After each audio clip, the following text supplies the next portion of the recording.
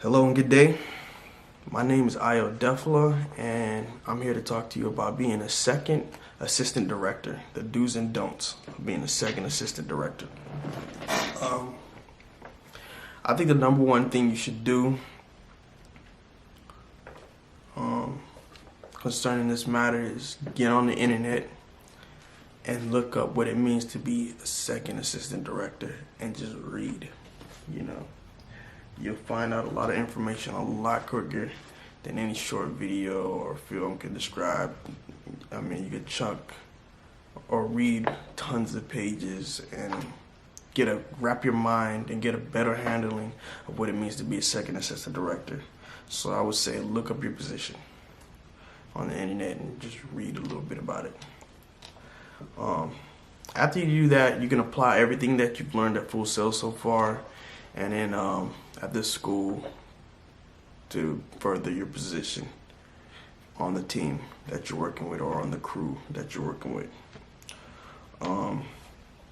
Let's start off with the list I have. I have a list of do's and don'ts, and we're going to start with the do's.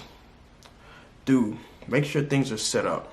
As a second AD, you're supposed to make sure craft services is set up.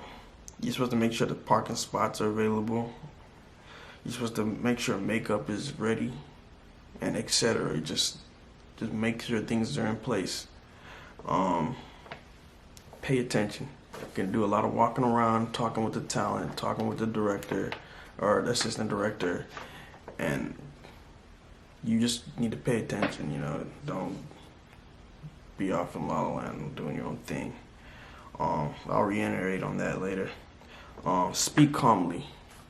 I'll also reiterate on that later too. There's no need to be, stressed out and flipping out. It's not necessary. It doesn't help you in any way. Make sure everyone checks in with you. Check to see if everyone in the cast is on set. You want to do a roll call, preferably in the morning, so you just know where everybody's at and who's missing. Nobody should be missing under your watch. Everybody should be on set, so you can make the necessary phone calls or check to see what's going on. When it comes to lunch, the last man in starts the clock. What that means is after the last person grabs their plate of food, that's when you start the timer on lunch. If lunch is 30 minutes and the last person grabs their food, 15 minutes after everybody starts grabbing their food, then guess what? That's when the 30 minutes start, because everybody needs 30 minutes to eat. If you're doing an hour lunch and you want everybody to have an hour to eat, then that's just what it is. You have to wait an hour after the last person grabs their plate of food. As second AD, you're also going to manage base camp, and you're also going to manage talent. You draft paperwork, call sheets, production reports.